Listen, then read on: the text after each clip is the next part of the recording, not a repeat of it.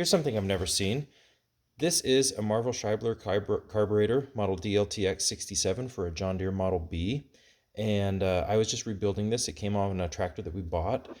And when I took the float bowl off to rebuild it, look at this.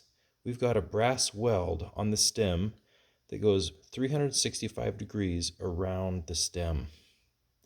And while it looks like a really good job, a really good repair, there's one problem. Let's see if you can figure out what it is. Have you figured it out? I'll give you a clue. This right here is the same carburetor. Oops. Model 67 carburetor. And right here, there is the inlet for the idle jet. So I move this up and down, and it moves the needle in and out, and it opens and closes that little hole.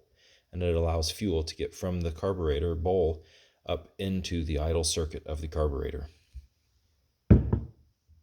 This right here, they have welded or brazed over that hole. So there's no way for fuel to get up into your idle circuit. I can't imagine that this tractor ran very well, if at all, with that repair. But anyway, what looked like a good repair is actually a pretty crummy repair. Anyway, thought that was kind of cool.